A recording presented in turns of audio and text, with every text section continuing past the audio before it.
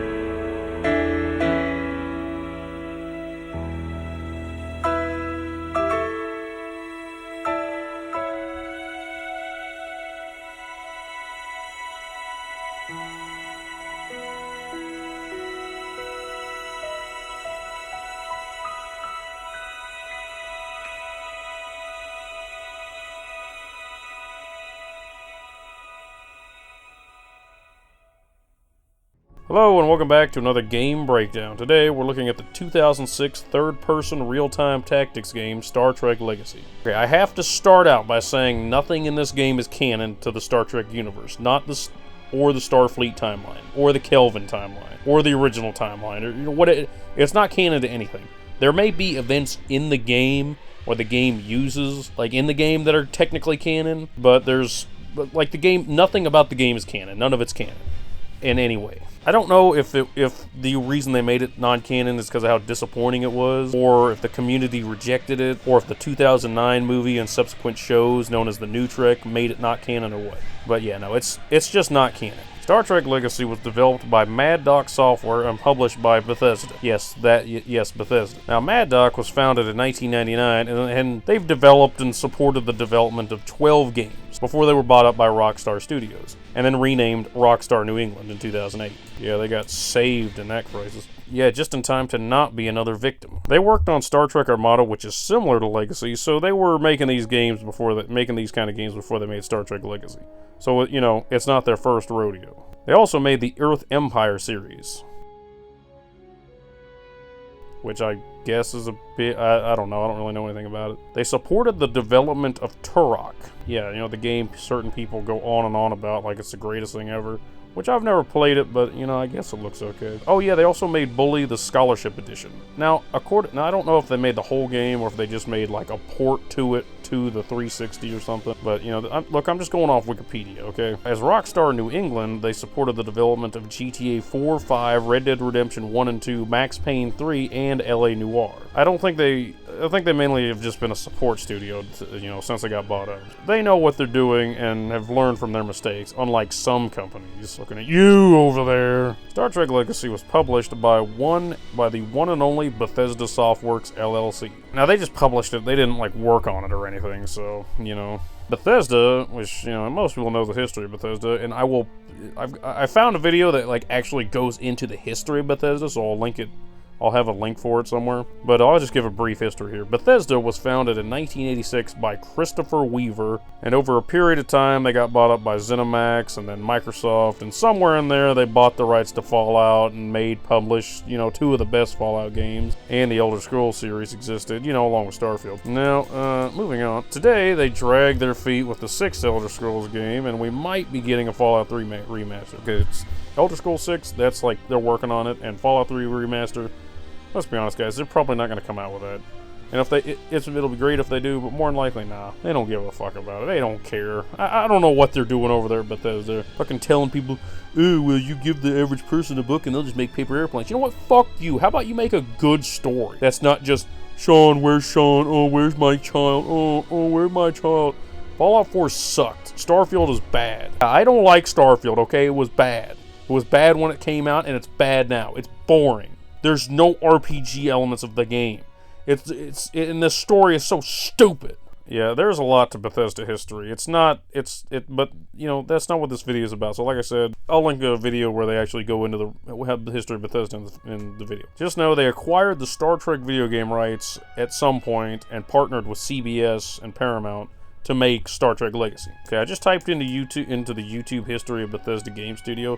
Yeah, if you go, I did find a video, because if you type that into YouTube, you just get a ton of freaking, but that 5, 10, 15 minute videos going over a super simplified history of Bethesda, and half of them don't even talk about who the founder or any of that stuff. So yeah, but I did find one. I found an hour-long one that I don't know. I haven't watched. I probably should watch it. You know what? I'll watch it.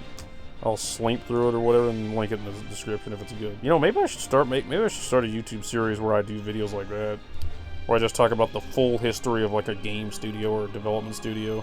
Star Trek Legacy was released for Windows via the PC and the Xbox 360. That's all it ever came out for, and we will get into why. Never came out on the PS3. Never came out for Mac. I don't think it did. Never came out for Linux. If you try to run it on a modern system, it probably won't work. We need to talk about what it takes to run this game. The PC version is not optimized in any way. At all. I don't think they did a lot of optimization for this game. And, it could be something to do with the game engine itself. I'm not sure what engine they ran it on. According to the back of the box, Bank Video Technology, whatever that is. Red Game Tools and Ting Software Licensing. License from Activision Publishing. Wait, look, if I had to guess... Paramount Pictures developed in association with Mad Dog. Shit, I don't know what engine this thing runs off of. Look, if I had to guess, I'd say it's something to do with something. Look, something, I guarantee you Havoc has something to do with it. Okay. Basically, it all boils down to, because they didn't optimize this game in any way, the PC version cannot be run on anything short of top-of-the-line computers from 2006. In fact, when we first had this game as kids, and I don't know what happened to our PC version, I bought a new copy off eBay. Okay, so we have a Dell tower sitting over there that has the power of the 360 via, for memory, but the power of a fucking potato for a processor. It couldn't run it, so the only thing we could get it to run on was a Windows Vista computer. When I tried to run it on the virtual machine, the only virtual machine that ran it was the Windows Vista virtual machine. And oh my god, it's did not like running it at all. I don't know what happened. Even with fan patches, there's 3 or 4 fan patches to try and get this game to function.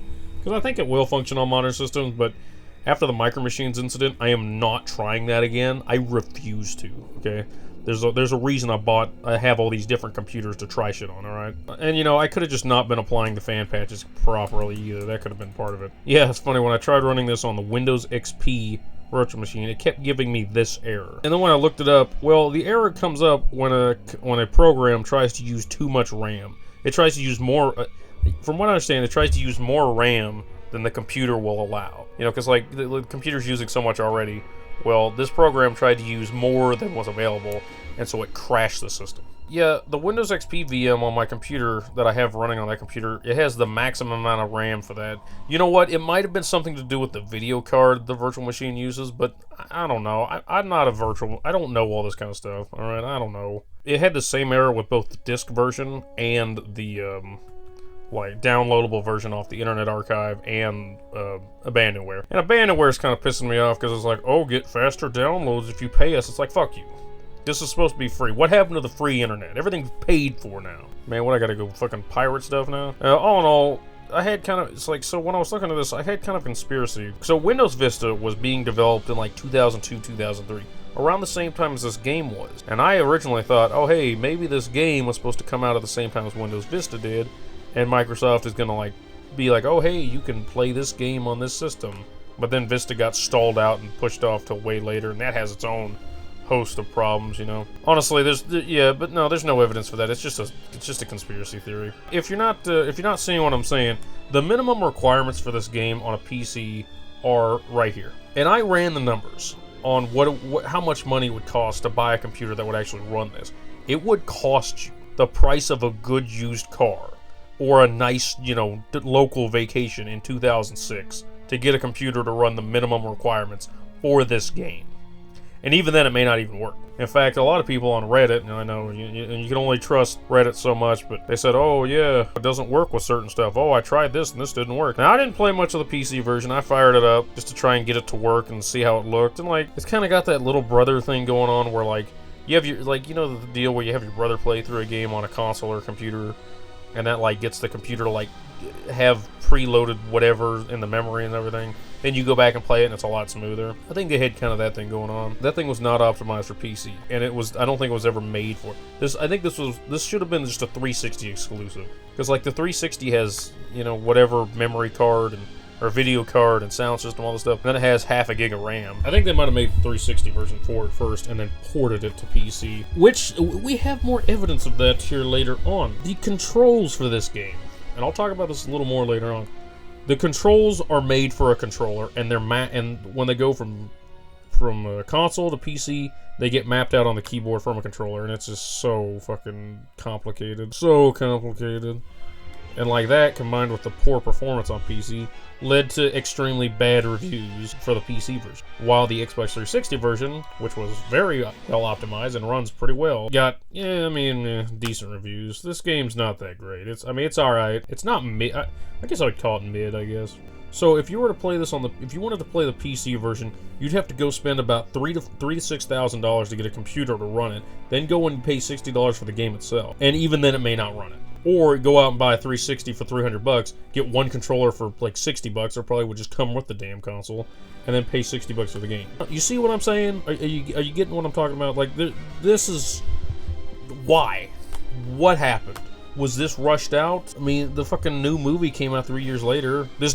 The show that it was supposed to tie something in with the game was canceled. One of the seasons of Star Trek Enterprise was supposed to tie into this game, but that was canceled. I didn't really look super hard into the background of all this stuff. It feels backwards to what it should be. Normally PC copies run better than consoles. I mean, we've seen quite a bit of consoles running things better than PCs nowadays. That's really common nowadays, is the consoles doing better than the PCs. But then again, that's because there's like thousands of different variations of PCs you gotta build the game for. Yeah, I don't know. I think Mad Duck either ran out of time or just didn't care. Or maybe they got pressure from higher ups, who knows. So here are the ways you play the game.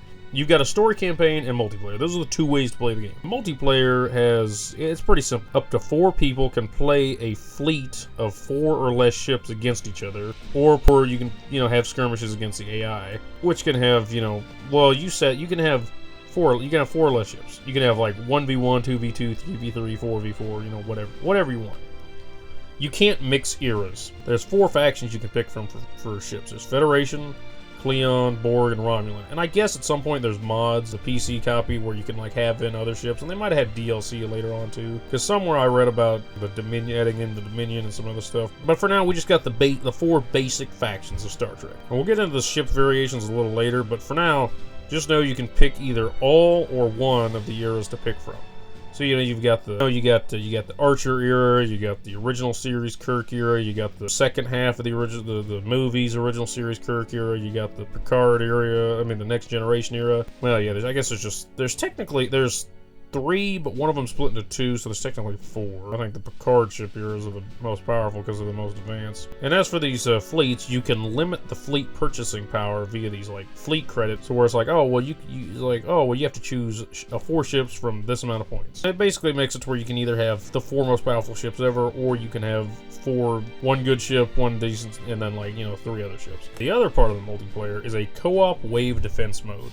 Think zombies, but instead of zombies, you're fighting waves of enemy ships that, get harder and harder, and instead of trying to unlock the map, you just defend a starbase. I never played this mode because I didn't know about it till, way later. I just learned about it from watching a YouTube video and reading the Wikipedia, which I'm tired of dealing with Wikipedia. You're not useful when you delete everything. Stop deleting everything! Why can't I edit things? I mean, I'm not going to edit things, but still. The back of the box does say in green on the 360 version, which, green only means doesn't require an internet, while the stuff in orange is what requires an internet connection. 2 players. I think the wave defense must be DLC, or possibly you could hook your 2 360s up via LAN and play against each other, but I mean, I don't know. Yeah, you can play with a friend, or hook up a second controller and run it with your feet. I'm just kidding. I don't think anybody would actually do that. Okay, now you might be able to do the same thing with the PC, since PC online is always free. I don't know. I played this game for the story, which was honestly way shorter than I expected. Speaking of the DLC, Wikipedia says you can play as ships from the Dominion, like I said earlier. But those ships are not in the base game, and they're not anywhere in the story, which is kind of odd. I kind of expected the Dominion to take more of a role, maybe have, Captain Sisko give him a little bit more of a role instead of the nothing role we gave him. I think you can still play multiplayer on PC over the web through the lowest tier of online multiplayer known as Game Ranger. But I never did check this, and I highly doubt you can play this on the Xbox Series X. And there's no PlayStation version. The story campaign takes place over the 3 eras of Star Trek. And since it's pre-2009, the only eras of Star Trek. Since it's pre-Discovery, the good eras. Look, I'm just not a fan of the writing of a lot of the new Trek stuff. I guess Star Trek has always had bad writing, here and there. But when each season was 20 episodes plus, it was a lot easier to forgive 1 or 2 bad episodes, or even 3 or 4 bad episodes that were poorly written. Long story short, I hate that so many streaming shows are now 10 episodes or less now, per season. So it's like, oh hey, you have 10 episodes or 8 episodes. Oh, you had 3 bad episodes? Well, that just killed your audience. It's like, are people coming back? Maybe. They might come back. I don't know. More than likely, they're going to be like, well, why would I come back? These last 3 episodes have been trash. Also, it's a lot harder to have filler episodes, which were very vital for character development and world building, when you only have 8 episodes. And when you have 2 super heavy story-driven episodes, and then 5 just filler episodes in the middle that do nothing, and then 1 conclusion. Yeah, people don't like that shit. They like it when you have 20 spread apart. Look, either give us a movie or give us a show. Don't give us this common mix. I will say there are some good 8 mini-series shows. I don't have to worry about it. They can't get me. I'll never get a streaming service. I mean, I did like the 3 Star Trek movies, even though the 3rd one was kind of I have to say the biggest problem with the story is there are several mentions of things someone new to the franchise would have no idea about. They don't really... It's I guess it's like a Chekhov's gun where it's like, oh hey, you mentioned this thing. Now we don't see this thing, but we hear about it, and never comes up again. I guess there are a few of those, actually. I didn't really point them out, but, the way they organized the story of this game, they made cinematics, non-in-game cinematics, kind of like the Fallout Tactics cinematics, the in-between era stuff. But they didn't put them in the game. They're extras to the game. You have to go through the menu, find them, and watch them. And once I watched those, the whole story clicked into place. It's like a comic book slideshow. I don't know. Look, I don't know why they didn't do it. I don't know. Who knows? I guess none of it matters anyways because it's not canon. It would have been nice to see these while playing the game. The story starts off in the Archer era.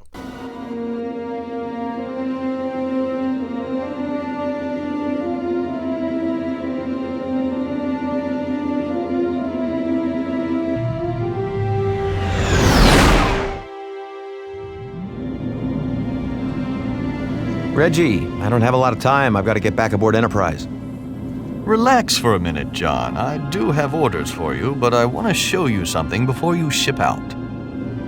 This had better not involve Orion slave girls. Don't worry. I read your mission report on that. No Orions, that much I can promise. They've done some great work on her, Reggie. I hear they even managed to replace the grapplers with those new tractor beams. We've made a lot of progress in the past years here, John, due in no small part to what you've accomplished out here. We've launched 5 Daedalus-class ships in the last 2 years alone. There actually is a fleet forming out there. It's not just a dream anymore. Starfleet is becoming a reality. Pretty soon you won't need my little ship anymore. Not true. In fact, I need you for a delicate assignment. Delicate. The Vulcans have requested this mission. Vulcans? Come on, Reggie, we both know how these things turn out. Now, before you get in an uproar, I have good reason to send you. You've got more experience dealing with Vulcans than any other ship commander. You also have more combat time. All right, this sounds bad. Combat experience? It's a precaution. They've requested help from Starfleet to track down one of their scientists who's apparently gone missing. With them as a major ally, we really must assist. The Vulcans have ships. Why do they need ours? Oh, come on, John. It's dangerous out there. We're more capable of dealing with any trouble that might come up. Starfleet can get off on the right foot if we can handle this for the Vulcans. Orders are orders. I'll do my part. Just make sure my helmsman gets all the information we need to begin this search. I don't want to get blindsided by lack of information from them, as usual. I've already sent Mayweather everything you'll need. I hope we don't regret this. Missions involving Vulcans usually mean one thing: trouble. None of what Archie and Reggie discuss will ever come up later, ever again. In fact, I'm pretty sure Reggie is played the same voice actor they used for like the higher ups for each era. And honestly, this is like the most you hear from it. Because once you get past the Kirk era, higher ups, nah, just Picard. That's the only higher up you ever hear. You hear Janeway and Sisko, and that's it. That's the only other like equal level higher ups you hear. Everybody else is a subordinate. I don't know if this game has a problem with introducing story beats and stuff that you'd think would come up later but never does, like I was saying earlier. And then it really has a really bad problem of referencing something that you have no idea about, unless you're a fucking fanatic. Luckily, Jeff is a fanatic, so I can ask him. I do like the grappling hook reference. It's just, could you imagine you're in a ship and the fucking Starship Enterprise from the Archer era just shows up out of nowhere, and just like, you're like, hey, we're in space, why are they getting so close? Oh my god! And they just fucking fire a grappling hook and just fucking attach onto your ship and then just start dragging you away. It's like, what the fuck? So yeah, you know when they use a tractor beam in Star Trek? Imagine that, but instead of a tractor beam, it's a grappling hook. And it can reach out like almost far enough away they don't even have to get close. So this is the first mission. Basically, this whole era is kind of a tutorial, and it kind of feels like it was made after the rest of the game was made. First up, we learn how to fly around, warp around, learn how the combat works, learn how to use the little wheel-o-ship tool, which is actually kind of neat. Thank God for these pop-ups. All the controls for your ship are very well set up on the 360 controller. But on PC, they just took the controller and mapped it out to the keyboard. And that doesn't sound that complicated. And there's a lot of games that do that anyway. But oh my god, you have to have a key map or be a fucking like psycho nerd to just remember what there are so many different control things you can do. So yeah, it was not ideal. Mainly because it's like, oh, you'll be doing something and just forget what a key does. And you're like, where's the key? And the worst part about it, you can't remap the controls for either version. You're just stuck with it. It's like, yeah, learn it. Next, we get to experience the tactical map, which is really helpful. Now, the more astute of you will notice the problem here. It's a two-dimensional map for a 3D space. Come on, guys. This game came out in 2006. Hang on a second. Here's a 3D map for space combat from 1995, from the game Star Wars Rebellion. Yes, it is a very clunky and odd-looking map, and is honestly so cool. We had this in 95. Think of what Legacy could have done in 2006 if they had just added the Z-axis. Now, surprisingly, this never really comes up as much of a problem, because there's only a couple times where the map design actually utilizes the fact space as three-dimensional. There's only like 2 missions. It never really comes up as a problem, unless you're like 2 ships are like flying in a certain way. Basically, the ship AIs have poor pathfinding, and if they hit something, they'll just stop and sit there. So you have to manually take them over, point them in a certain direction and like get them back on track. Now I think about it, they gave you the tactical map to be like, oh hey, you can use this as like a RTS style deal. Well, guess what? You didn't give me the tools an RTS has to have units do what they do without being told what to do every single minute of the day. The only thing the ship AIs do on their own is fight, and that's only if they get attacked or like in the middle of a combat deal. So it's like, oh hey, they'll just be sitting there. Oh, we blew up the ship, we blew up. Okay, now we're just gonna sit here. It's like, why are you not doing anything? Or in the case of one mission, they'll start attacking something and then just go off that direction. You know what? The tactical map is helpful, even though it's only two-dimensional, especially when you get more than one ship in your fleet. The tactical map is pretty helpful for when you get more than one ship in your fleet. You know, you can tell them where to go, where to warp to. I don't think you can really use it to tell them who to attack. Well, no, yeah, you can use it.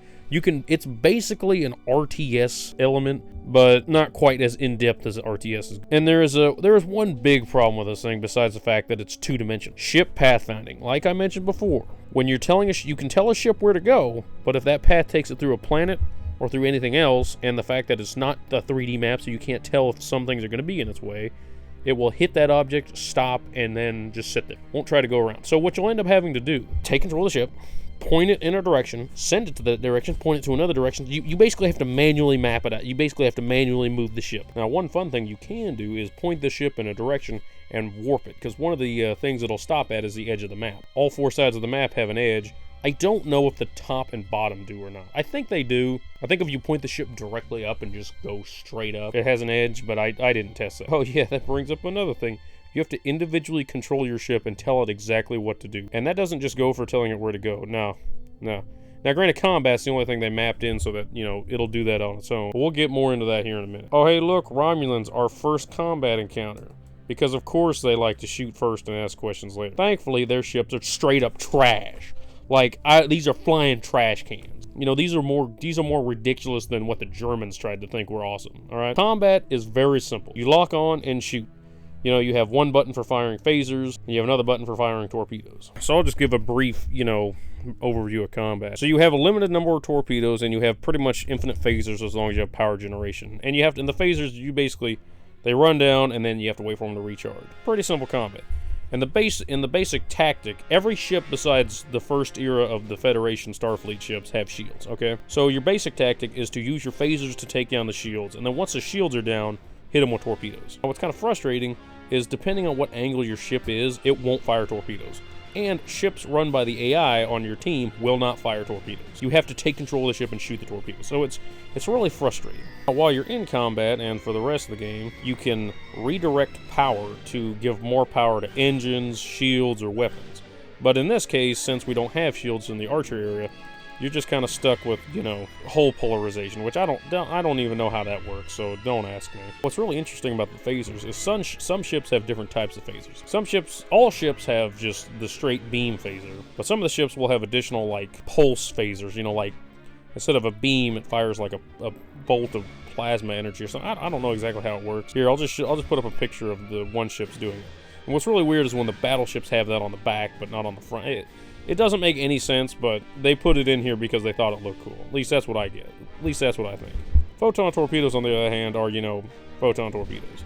Now, depending on the ship era and the ship type, some ships will have more powerful photons than others, I think. And then some ships will have, and then, like, each ship will have a different number of torpedoes that they carry. And we'll get into that when we talk about the ship types. Oh, wait, we're talking about the ship types right now. Scouts carry the least, cruisers carry the second fewest, destroyers carry the most, or the second most, and battleships carry the most, which makes sense, but it doesn't make sense why cruisers don't carry more than just destroyers, but whatever. This whole game has a huge problem with the way they classify ships. Like, they basically, Star Trek ships are not supposed to be classified this way, okay?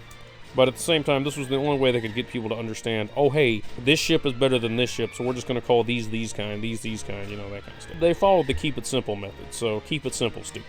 And I love how it just completely defeats the concept of the Defiant and the Voyager, because fuck those ships. Oh, that was built for combat? Then why does it suck so hard? Long story short, the bigger the ships are, the more powerful weapons they have, okay? That's basically what it comes down. And the better in combat it's going to be, and the better its shields are going to be, alright? Outside of the destroyers having more torpedoes. This game's combat is a bit wacky, though. Oh, look, a ship to add to our fleet. But we have to tow him out of the nebula so it can repair itself, which is a wonderful element of the game. This leads me to another problem. The ships in your fleet do not enact the repairs on their own. You have to switch to each ship individually to tell it to repair itself, which is extremely frustrating when you're in the middle of telling every ship what to do. To be fair, the repair stuff is pretty simple. You just open up a little menu and then hover over the deal, click on it, and it'll start repairing. But you got to be careful, because sometimes you'll open it up and it'll be repairing, and when you're in a hurry, you'll accidentally click it to unrepair, to stop repair. And I do love how each ship system will change color to represent the amount of damage it's taken, and the overall damage of the ship is represented by these bars. It's like they get a different shade. They go from like green to not green to yellow to orange to red. Basically how the overall damage of the ship was represented. Once that like white outline on the 4 ship menu thing there fills up completely red, the ship is gone. Like it's destroyed. Now what's interesting is a ship can be taken out without the ship exploding, at which point the ship takes forever to repair. I like how simply they made this system. Okay, so basically what I'm getting at, if you're not seeing what I'm saying, a ship's engines can be, a ship can lose an individual engine, and you'll only be able to repair the engines to a certain point. It can only go so fast, and in some cases it can no longer warp. I think that's the same for the weapons and the shields and all that other kind of stuff, but I never really got that deep into it as far as testing that kind of stuff. And then sometimes a ship can just like take enough damage overall and just blow up. Halfway through this mission, we find the Vulcan we've been looking for, and the Romulans are trying to kill. Oh yeah, I forgot to mention. So this whole mission started out with Archer being told to go find the Vulcan because he's had more experience dealing with this kind of stuff than before. And the Vulcans want her because the reasons we'll get into later. Wait a minute, how do they know what she was doing this whole time? Okay, wait a minute, did the Romulans know what she was doing the whole time? This was something I asked myself as I was writing the script. But, you know, we'll get into that towards the end. Once we kill all the Romulans, we get a cutscene and learn she doesn't want to go back to Vulcan until she recovers her work from a space station. And that's the end of the mission. At the end of each mission, we get to see the Admiral's log detailing mission results, and depending on how well you did, you get, you know, so many command points, and this is the only part where you can save. This is a major problem with this game. You cannot save individually. You can't save during a mission. You can't save anywhere else. No. At the end of a mission, you will be given a prompt to save or not. If you don't save, well, then you're screwed. If you do save, well, that's the only save you get, and you can't make more. As in, you only have like 1 save slot, so you can only save 1 time at the end of each mission. I don't know what the hell they were thinking, but you know, whatever. So basically, you can't replay any missions, which kind of pissed off a lot of people, because some of these missions are pretty fun.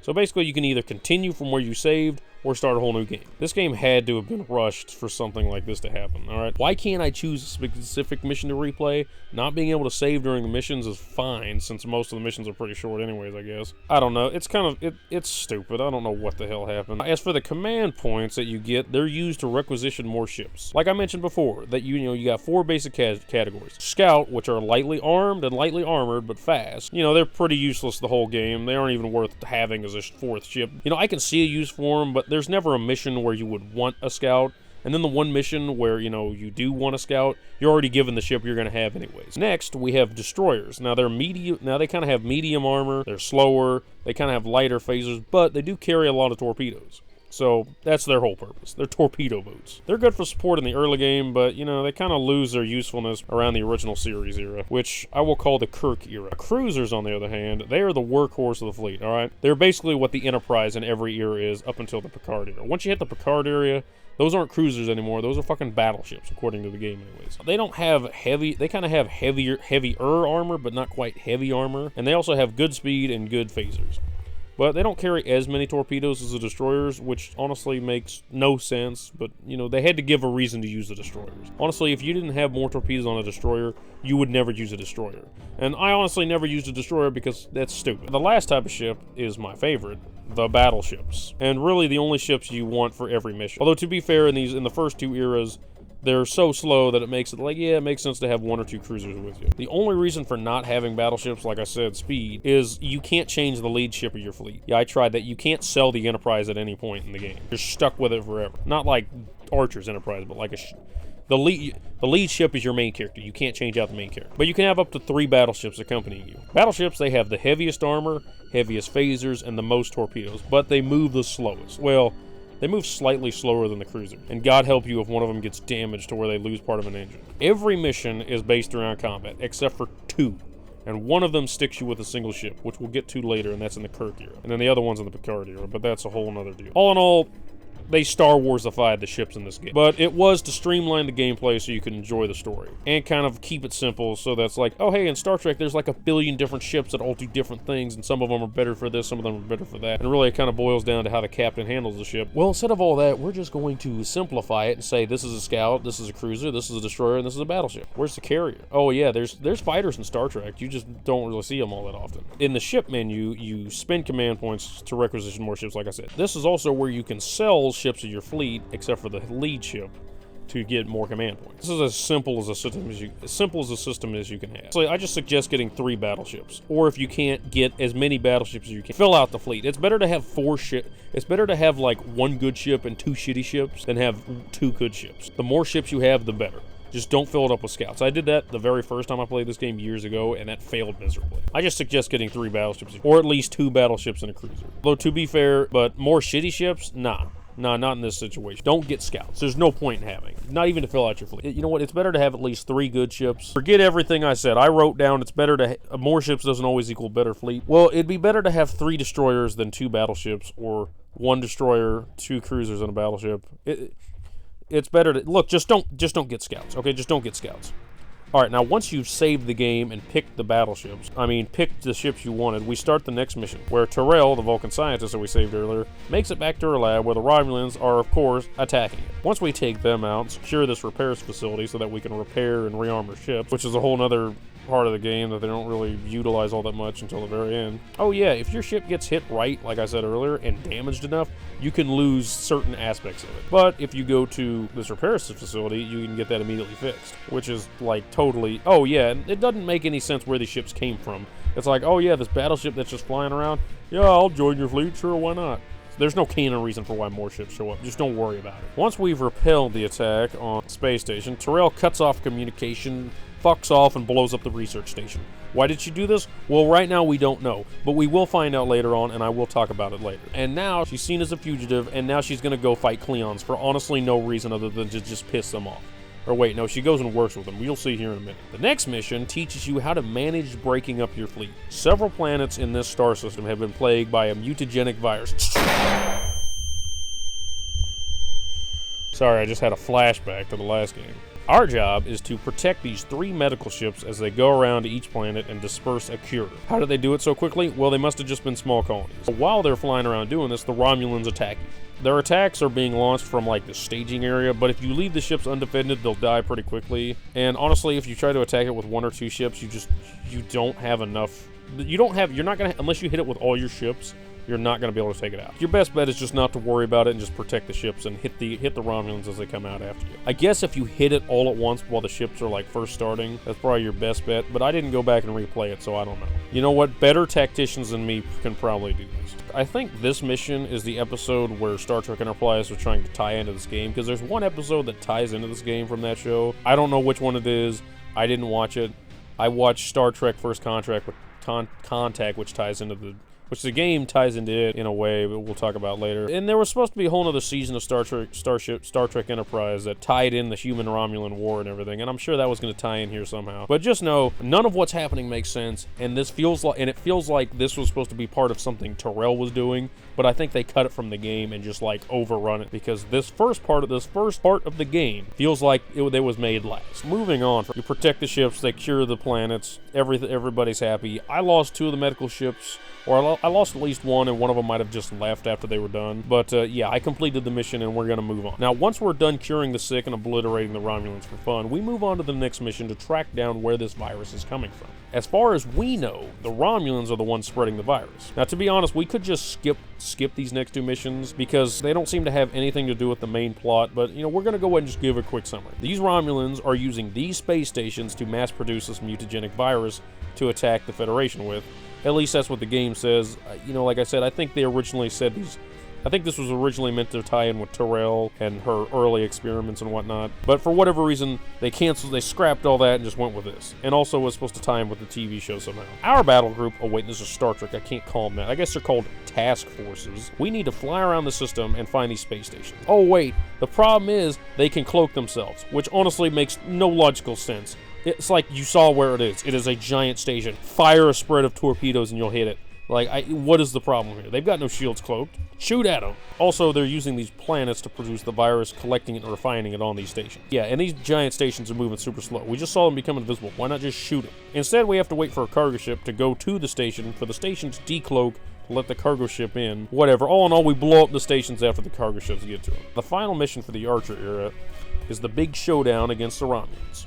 They are mass assaulting a large Federation base of operations, or they have a straight shot at Earth. But the Romulans have 3 ships loaded with this virus that are heavily shielded for some reason. You know, like a space station level shield that we can't take out unless we use something super specific. I think these ships were supposed to be more than just Romulans. Since we're being overrun, Reggie gets Archer to blow up some space stations, you know, scattered throughout the system, to try and disable large amounts of the Romulan fleet, because they're overrunning us, and holy shit, that's a lot of ships. This is the part of mission, I did not get this right, but you know what, it doesn't matter, because, you know, I don't think they expected people to do this right anyway. Basically, you fly to the station, you talk to it, it blows up, disables so many ships, and you just do that till you've destroyed all the stations. After you destroy the last one, it causes the 3 cargo ships from earlier that have a bunch of virus to decloak, and they start beelining for the station, or the planet behind the station. This is where some of the game mechanics kind of clash with the story. They say they're super heavily shielded, and we just need to slow them down, you know, take out the engine so that Reggie can blast them with the mining laser on board the station. Now, to do this, you target the engine, but if you keep shooting at them, you can just destroy them by yourself. So, I'm gonna give the game a pass because, goddamn, this is ambitious. We blow up the ships, the game ends, we stop the Romulans. End of the Archer era. Captain's personal log supplemental.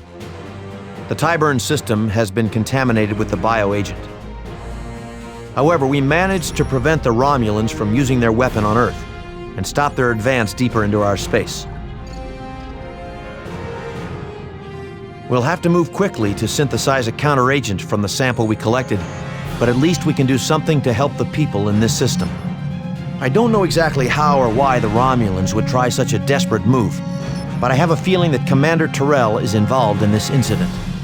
And for my part, I want the Vulcans to answer some questions about what this Terrell was really doing out here, and why they wanted her back so badly. I doubt Starfleet has heard the last of her, and I want us to be prepared for our next encounter.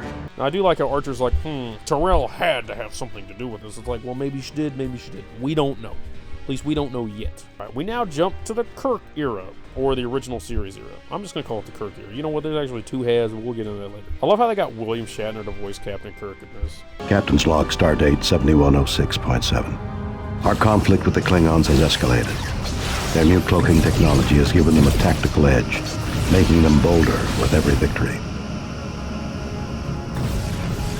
The decision to make use of the modified cloak I procured from the Romulans 2 years ago has proven disappointing. Efforts to deploy the technology nearly resulted in the loss of the USS Phoenix. Our troubles don't end there. Starfleet intelligence has located a new Klingon weapons platform in the Cathra system. Unfortunately, the whole of the Klingon fleet would detect and intercept us before we could reach it and take it out. Forced to improvise, I've been given command of a small task force to attempt capture of a Klingon prototype vessel we believe is being built here in the Maker system. Starfleet intelligence believes it's equipped with a more advanced cloak that even the Klingons can't penetrate. If we can secure this craft, we may still be able to use it to find out exactly what the Klingons are up to. Oh yeah, that's my favorite Star Trek thing of all time. What's funny enough is this is the only project that had all 5 Star Trek captain actors actually work on one Star Trek project. Although I kind of feel bad for Shatner because he sounds so old, and it's so weird how it made this one scene from The Simpsons actually real. Captain's log, stardate 6051. Had trouble sleeping last night. My hiatal hernia is acting up. The ship is drafty and damp. I complain, but nobody listens. Star Trek 12. So very tired. See the original cast in their greatest adventure. Captain, Klingons off the starboard bow. Again with the Klingons. Mr. Scott, give me full power. It's not good, Captain. I cannot reach the control panel. Movies! What a ripoff! I don't have to sit here and take this. Once again, they somehow predicted the future. Moving on, We get a short prologue, and of course the Cleons are attacking, because why not? And their attacks are getting bolder with each victory, because they're just doing better and better and better. And now they're building a giant gun out in the middle of nowhere, and they totally developed it on their own. Now to deal with this, Kirk has been tasked with capturing a new Klingon prototype cloaking vessel that not even the Klingons can detect. I don't know how this technology works, but if you think the scientists that developed it would know exactly how it works and be like, oh yeah, you can just detect it with this, which I guess is what happened to the USS Phoenix, according to Kirk. But, you know, that was a deal where they got a Romulan cloaking device and tried to use it. Yeah, that didn't work out too well, and Kirk's like, yeah, we almost lost USS Phoenix to that. But apparently none of that's canon. So, and that was another one of those things where it's like, oh yeah, he just casually brings it up. Well, if you're not a Star Trek fanatic, you wouldn't know anything about that anyway. This is where the game starts to feel like they incorporated more of what you can do in the game. Like, they incorporated more of the gameplay and what you can do in the game for each mission. Basically, this was the era they made first, I think. And then the Next Generation, and then Archer. Our mission is to capture this ship from this shipyard that is, like, poorly guarded. Why don't we attack the big gun? Oh, it's just like fully protected by the Klingon fleet. First, we have to capture these stations to cover our retreat. Then we can move in and take out the Klingon ships at the space station and capture this ship there. Now, you have to be careful doing this because, so to take over these stations, you have to take out their shields. Well, if you take out their shields and keep shooting at them, it's really easy to accidentally destroy the station, which even though you've beamed over your crew and they've taken it over, the IFF has not turned green yet, so your other ships are still shooting at it. So you have to really be careful, which I had to start the mission over a couple times. Now, once we've done that, you need to take out all of the Klingon forces before you tractor beam and tow the ship out of here. Because if you don't, the cutscene will happen, all those ships will shoot at you, and you'll fucking die. This is exactly what happened to me last time. Also, one of the Yorktons got an engine fucking taken out. And it just sat there all sad. The best tactic, take out all the ships, then tractor beam onto it, and then tow it out of there. Because, like, you can kind of outrun the ships, and if you leave 2 ships behind you to, you know, shoot at the Klingons as they're coming for you, it'll kind of cover your ass. Once you tow it back to a certain point, the mission ends. Oh yeah, the Klingons didn't send out a distress signal, because this one space station broadcasts a jamming signal. Alright, as for the next mission, this is the most unique mission of the game. The Federation is planning a full-on assault to destroy this giant gun the Klingons are just casually building in the middle of space that's like super heavily guarded by all their, like the bulk of their fleet. But before we can launch this full-on assault, we need to make sure it's worth taking out. We need to gather a ton of intel and find out what exactly we're going to be dealing with. Come on, man. Look at this gun. It's huge. It's almost as big as the planet. God damn. The Federation's bad at war. A giant gun half the size of the planet being built by your enemy is probably worth attacking, no matter what kind of, you know, force they have. But it's probably a good idea to do the scouting mission. And to be fair, I wouldn't put it past the Klingons for this to be like a gigantic balloon to kind of trick the Federation into attacking it and then, like, do some kind of like trap. After powering up the cloaking device and defending the ship as it powers up, we just kind of fly around and, you know, look at what's here, scan things, check things out, try not to get detected. Oh wait, we get detected anyway because science. And then while we're doing this, we find out Terrell is the one helping the Klingons build this giant gun. Because, you know, we see your ship there and we intercept communications. Oh yeah, what's unique about this? Oh, you only get this one ship to fly around. Yeah, it's pretty much a stealth mission. They somehow made a stealth mission in a Starship game.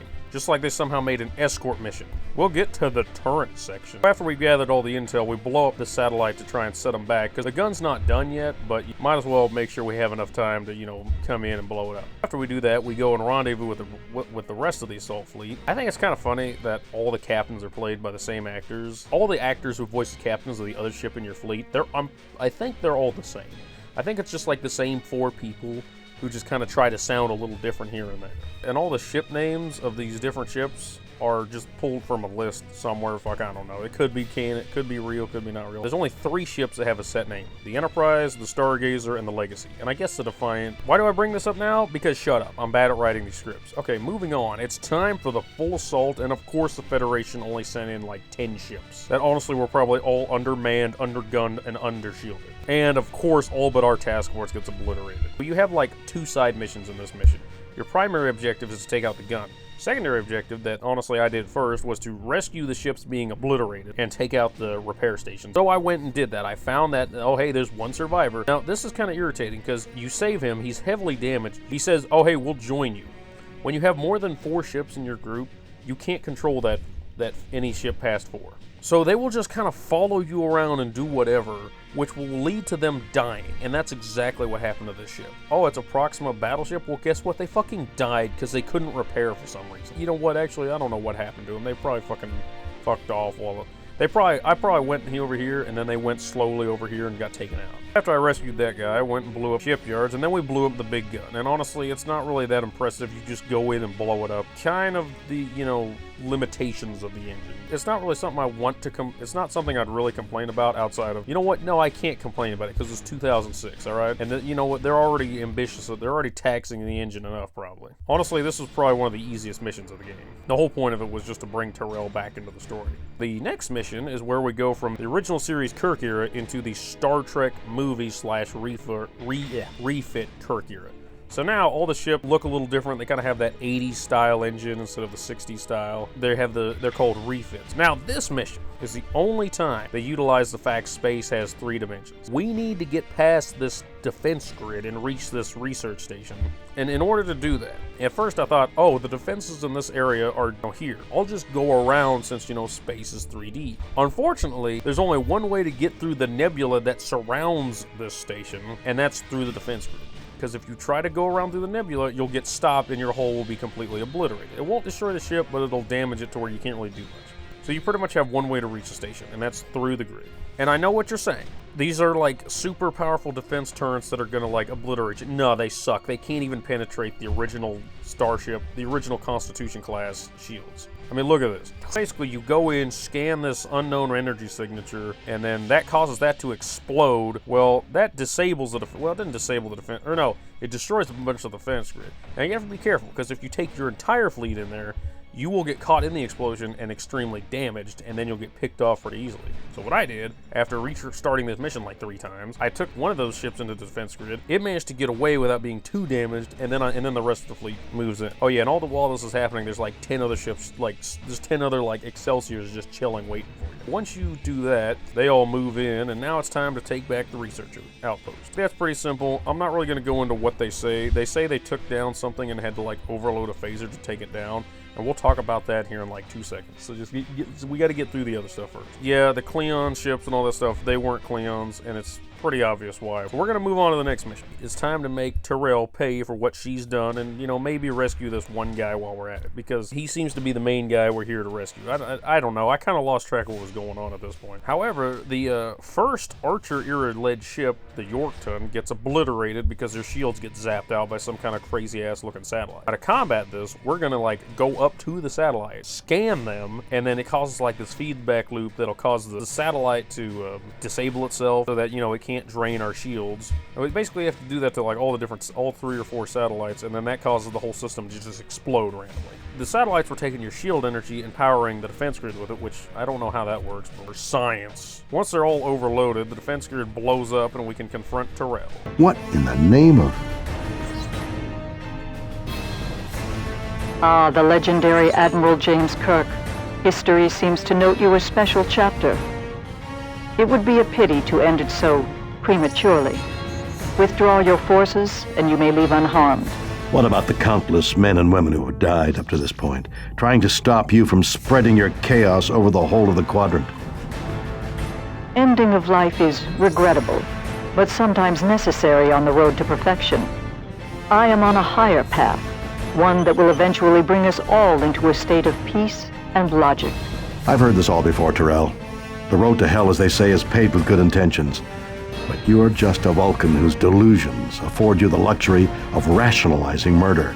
And I intend to stop you, right here, right now. Stand down, or we will destroy you. I believe you are mistaken. Omega now belongs to me, and you will witness the nature of its power. Goodbye, Admiral. I am most curious to see how your death will affect events yet to come.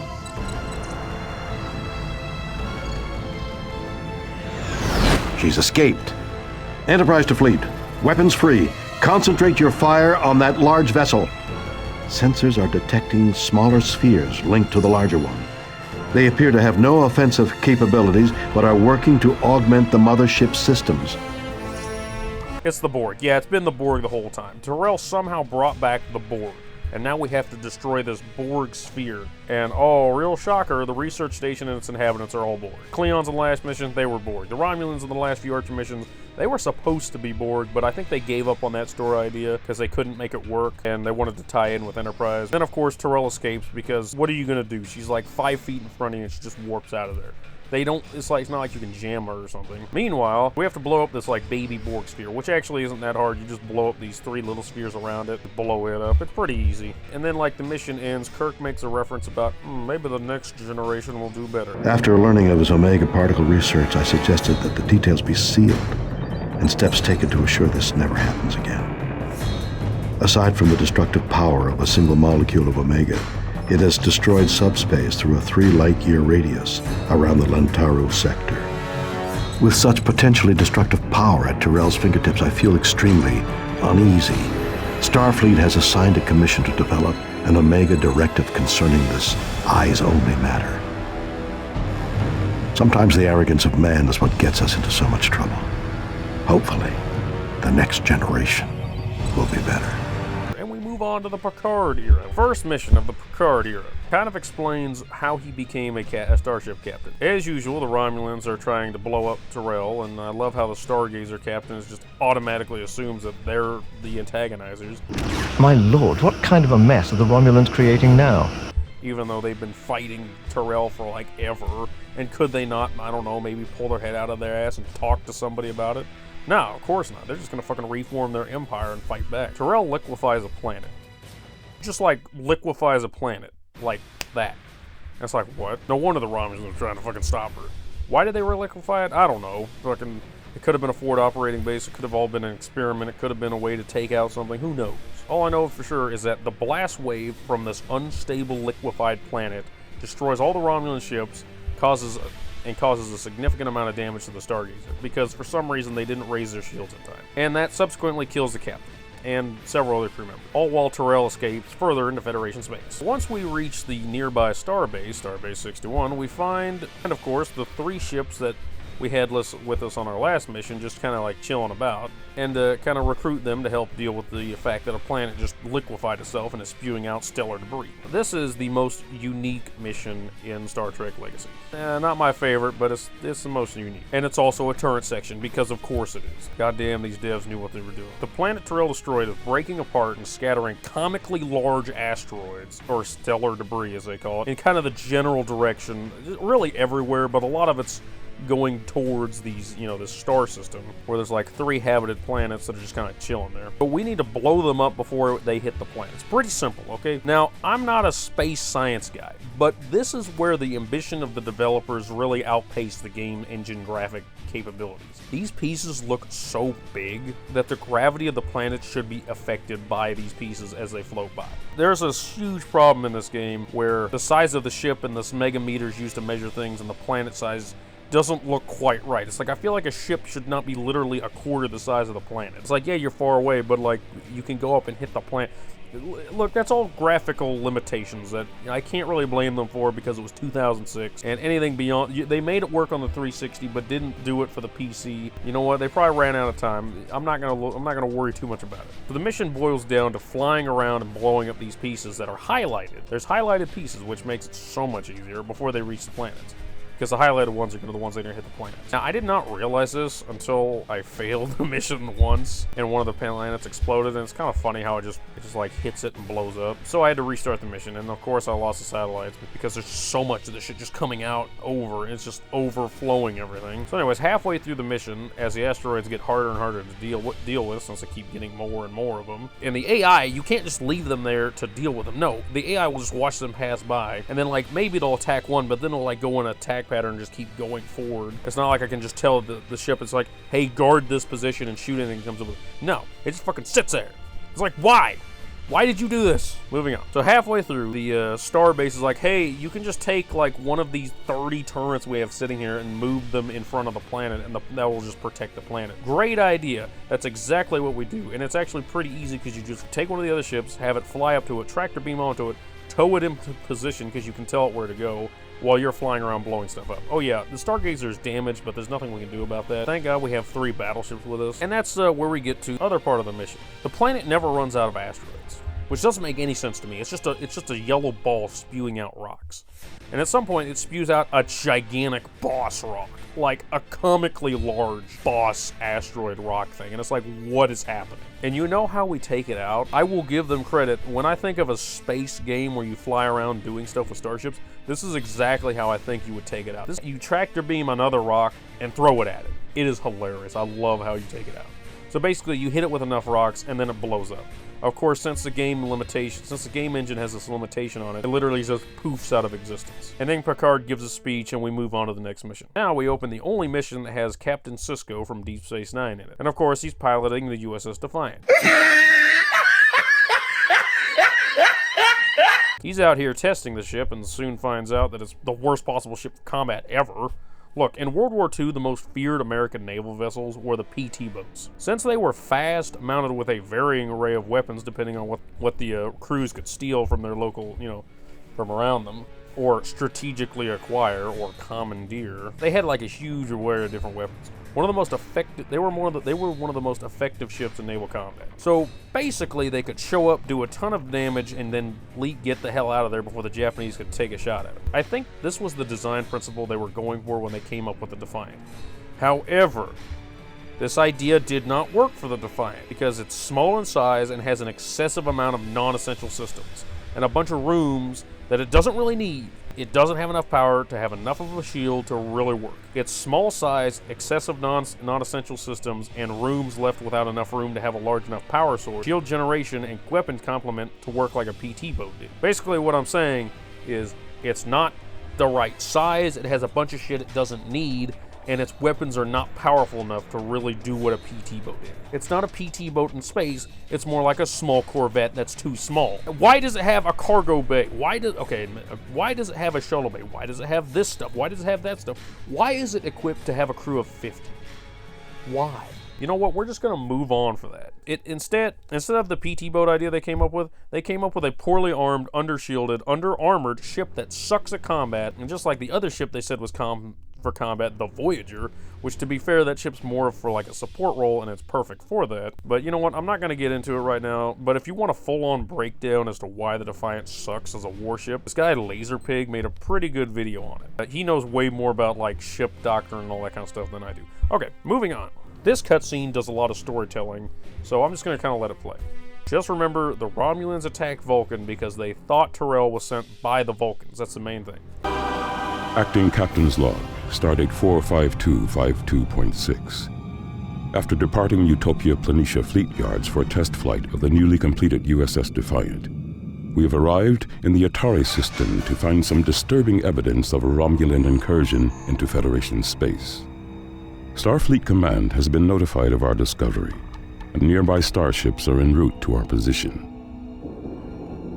The Atarian Nebula was chosen as a proving ground for the Defiant's trial run because of its isolation from prying eyes. Yet, here I stare at the wreckage of a Romulan warbird well within our borders. Starfleet has been concerned by the active reemergence of the Romulan Star Empire in recent months. Their actions seem to be getting bolder with each new encounter, such as this most recent attempt to conquer Vulcan. As a matter of even greater concern, my chief engineer has informed me that upon entering Itari, our warp drive has become mysteriously inoperative. Until other Federation starships arrive, it is our duty to scout the area surrounding the nebula to determine what, if any, Romulan presence still lingers. Though this was supposed to be the Defiant's first trial run in a simulated exercise, I can't wait to see what our capabilities truly are. That's truly a spectacle I thought I'd never see. At least not this close. Let's get a scan of the...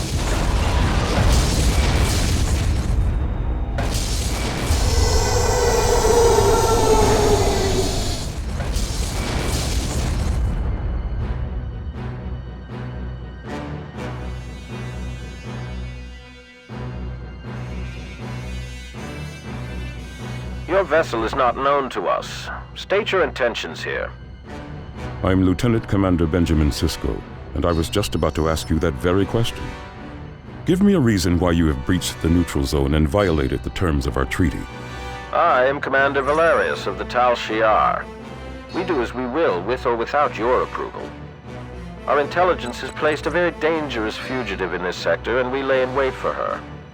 Am I to assume the disruption field inhibiting our warp drive is your doing? As I said, we are waiting for our prey. So you're hoping to catch your quarry. Then what? Then we intend to destroy her for the Romulan lives she has extinguished. Our justice and laws demand no less. Our laws mandate that anyone in our space is to be judged by our standard. If you wish to extradite a prisoner, you must go through the proper channels. You cannot simply... Do you take us for fools, Cisco? These new Vulcan weapons will not stop us. Your puppets cannot withstand the might of the Romulan Star Empire. Vulcan weapons? I have no idea what you're referring to, Commander. But the Federation does not attack its neighbors. You lie. I've seen firsthand what your allies did to one of our worlds. Yet one of your ships was unharmed by the Vulcan assassin you sent into our space. She plagued us for years, and now we will know vengeance. I'm not sure what you're basing your intelligence on, Valerius. But from where I'm sitting, you're the one who is in direct violation of our peace agreement. You dare feign ignorance? We both know I can't just leave you to your own devices here. You have violated our space. Enough.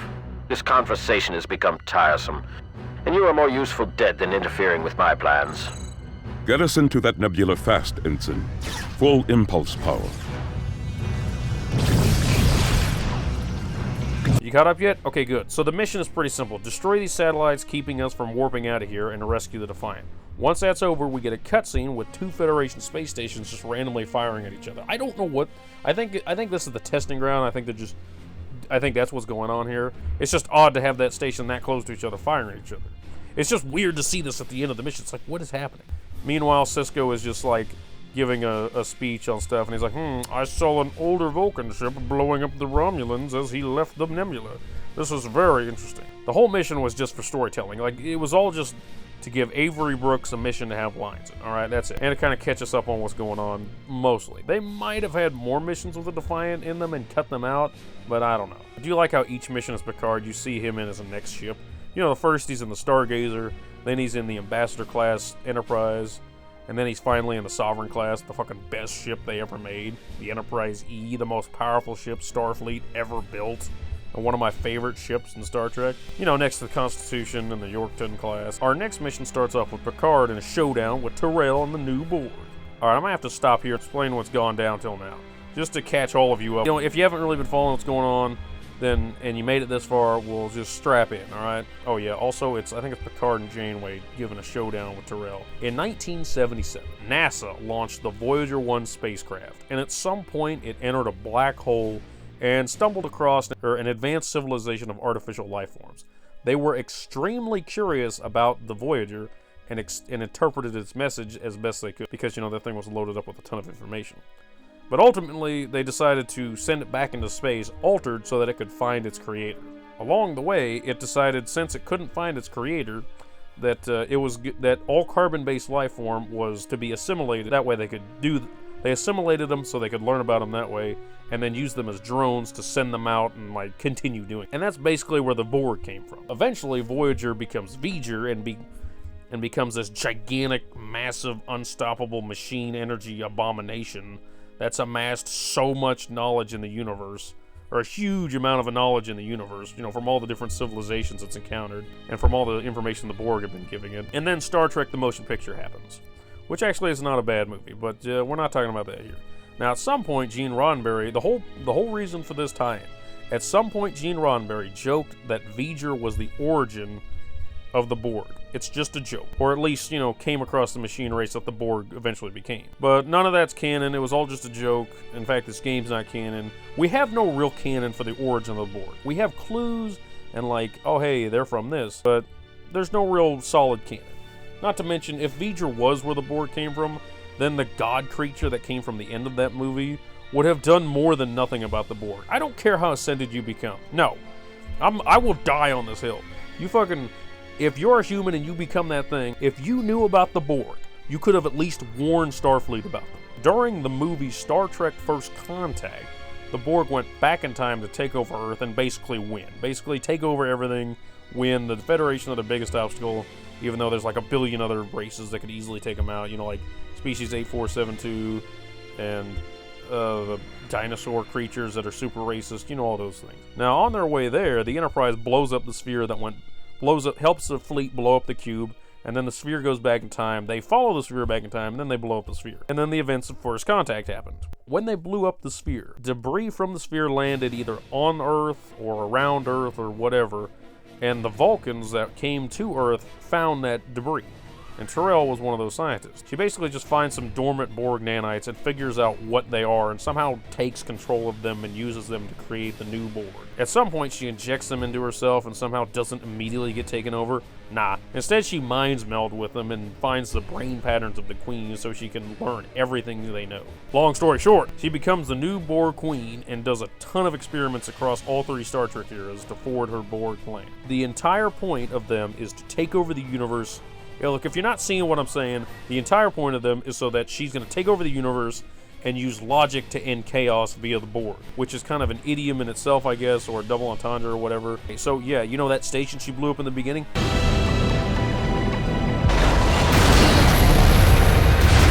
We've lost the outpost and everyone aboard. Push your engines as hard as you have to. I want Tyrell to answer for this. Pursuit course. That was to cover up her Borg research. The Vulcans sent Archer to find her since she was going off the rails and doing this crazy shit. The Romulans she's been fighting this whole time? Yeah, she's been fighting them from the beginning, from day one.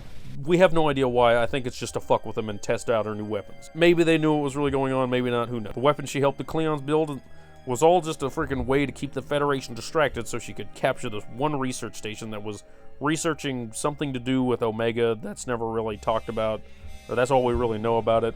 And the Klingons at that station were all bored. That thing Kirk's away team blew up, or killed with an overcharge. We've entered the nebula. Admiral, this is Commander Lieutenant Garrison.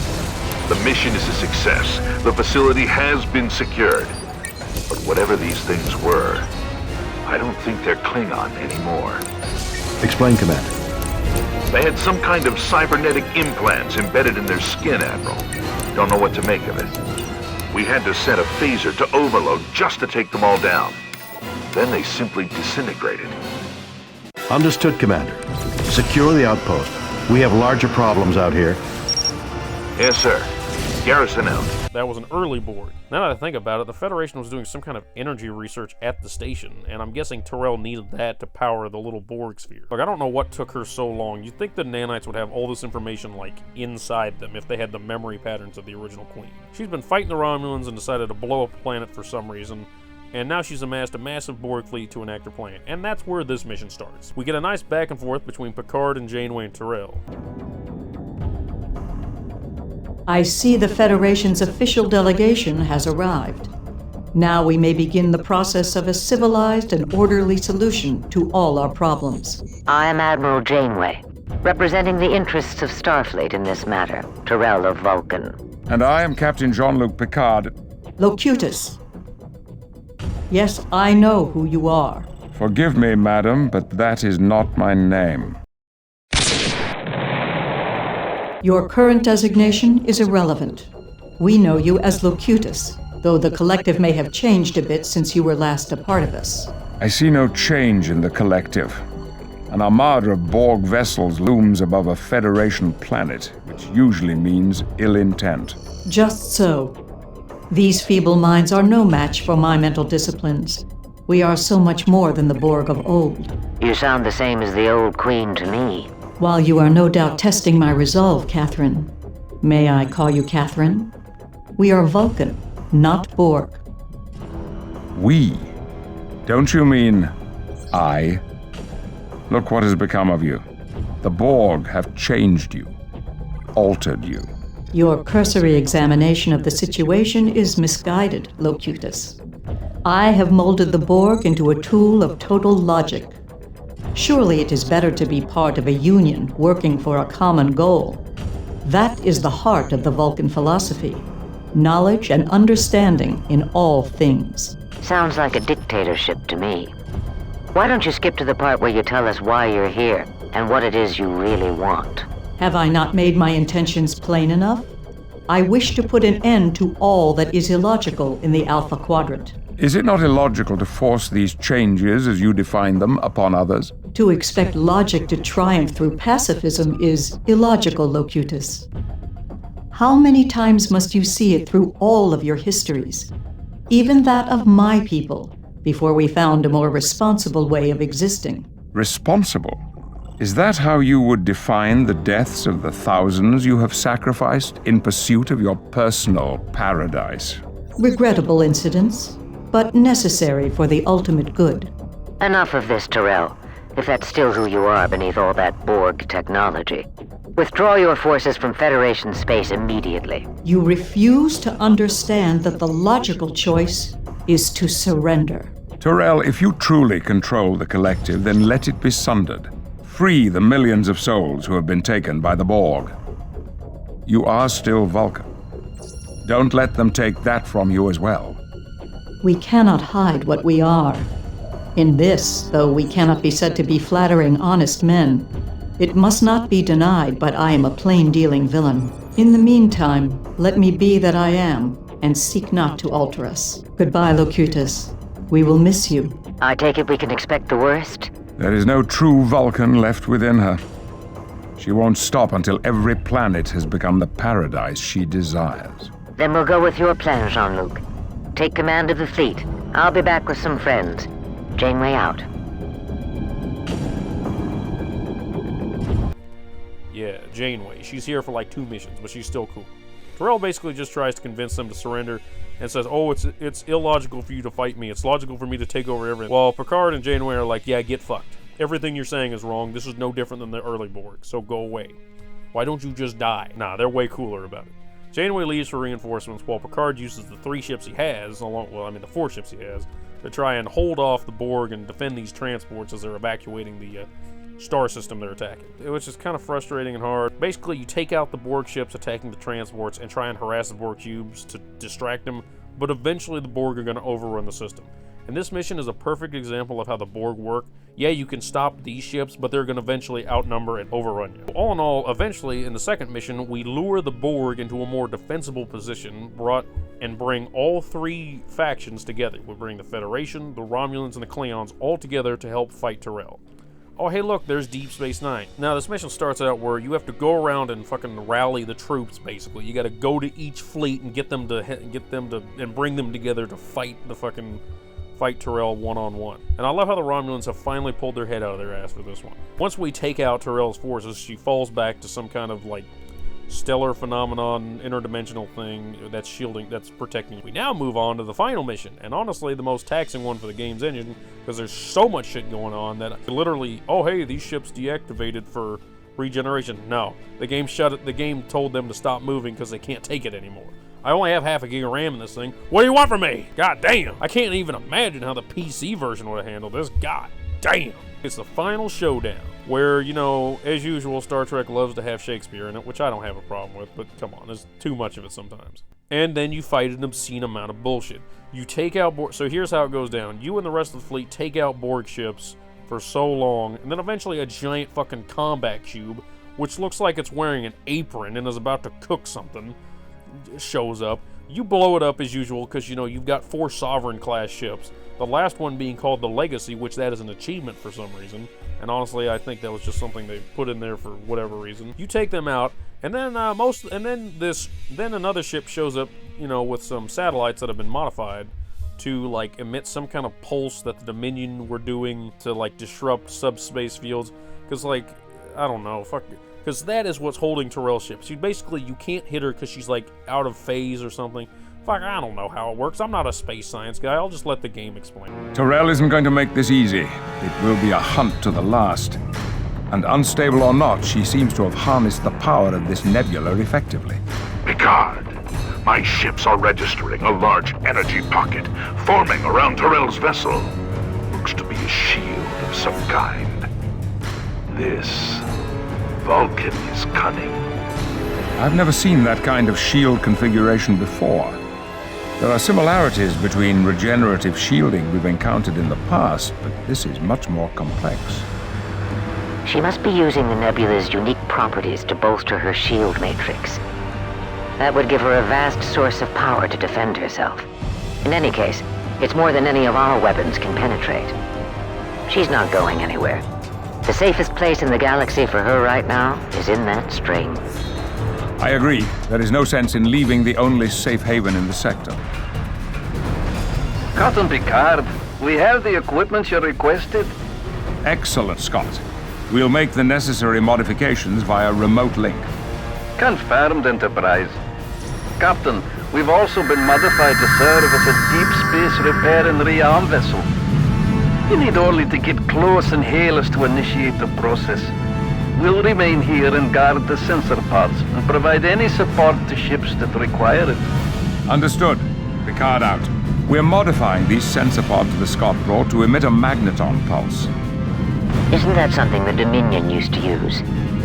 Yes, but we've been experimenting with ways to adapt the magneton field to block certain types of subspace ruptures at their point of formation.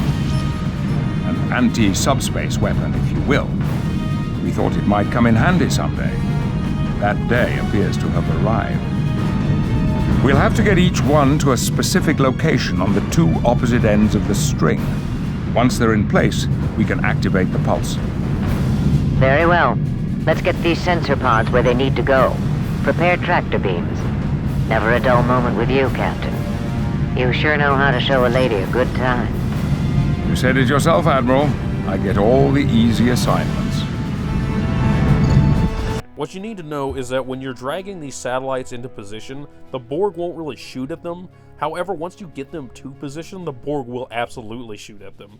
So I had to restart the mission because 2 of the satellites blew up and I had to go restart it. But yeah, that was fun to deal with. Anyways, so I suggest dragging 2 or 4, all of them at once, or at least 2 of them at the same time.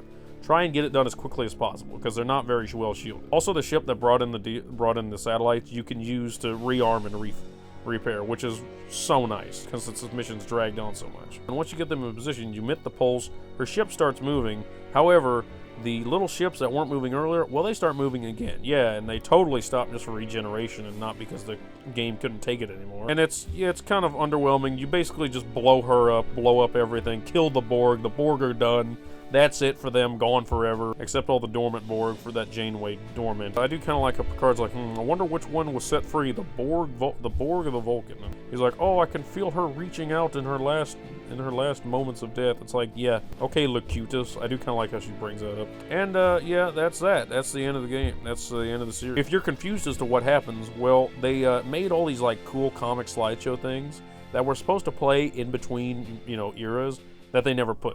They just have them sitting as extras. Thankfully, they're in both versions of the game. Why do they have them as just extras? I don't know. I don't know. Let's talk about the music. This game's music was composed by Jason Graves, the man who has made music for a lot of video games, notably all of the Dead Space games, Fear 3, Black Side Area 51, because of course that ties in somehow, Tomb Raider, and a ton more games. He's made a lot of he's made a lot of music for a lot of games. I'm not really a huge music guy. I mean, I am a huge music guy, but I didn't go to school for it, so I can't tell you like, oh, this does this. And like playing the game, I never really got engrossed in it to the point where I could tell you what was really good music and what was really good or what was really bad music. But I can tell you it's Star Trek music, and if I can, I will absolutely put it in the video. Really good music. Awards time. First award, Extreme Ambition.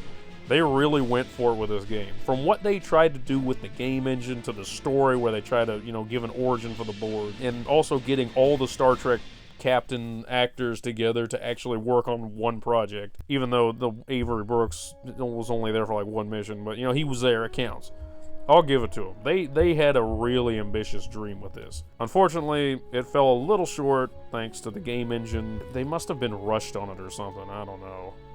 Next award, Best on 360. It seems uncommon to find a game that came out for both the PC and consoles that works better on consoles, especially in that day and age.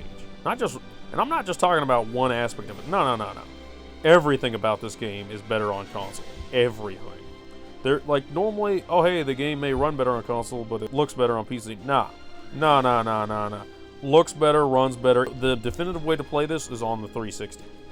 Now, if you have like a supercomputer and fucking can somehow run this thing, yeah, it's on Abandonware and Internet Archive. Just get it from there and play it on PC, or use an emulator or something. And if you manage to get this to work on a PC, you're basically a wizard to me, because look at these! This is so out of whack for specifications. Final award. Correct stats. The way this game compares all the ships, it's really accurate, and it gives you a really easy way to kind of look at the different eras and all the different ships and say, oh hey, this ship had this, that, this. It kind of simplifies it and breaks it down into, like, you know, weapons, communications, scanning, engines, all that kind of stuff. And I love how it says, oh hey, Voyager? Yeah, nah, that's a little ship. You don't want that. The Defiant? Nah, that thing sucks. To be fair, the Voyager was never supposed to operate on its own. But the Defiant, you know, the Defiant is a perfect example of how Starfleet can't build a fucking combat vessel, even though, they could have just asked the Klingons to help them, and they probably would have. I don't know why the Defiant is the way it is. It's probably just a deal where it's like, oh hey, you know how the people who make Star Trek don't understand how military stuff works? Well, that's a good, well, the Federation doesn't understand how military works. Like, are you kidding me? The Federation have fought so many wars. How did they not know? Look at the Frontier base from that one movie. That was insane. That's it. I hope you all enjoyed this rant disguised as a game review. I had a lot of fun making this one for sure. I'm aiming for a video every like 3 months, and we might be getting there, alright? This game was way shorter than I expected. Granted, the script turned out way longer than I expected. If I don't link something in the description for, one of the videos I was talking about, because I'll link videos for the Defiant, Bethesda. Like, if I forget to put those links in, just comment about it, just tell me. If I didn't put it in, but I talked about it, I just forgot to put it there. So yeah, just let me know. I really enjoyed this game. Look, I like this game more than I liked Area 51, alright? It was a way easier to understand what the hell was going on than that last game. That last game was just a disaster, alright? And, this game made sense, even if it was a little disjointed. Well, this has been fun. Stay tuned for the next breakdown that ties into real-world events in a way that should have happened 10 years ago.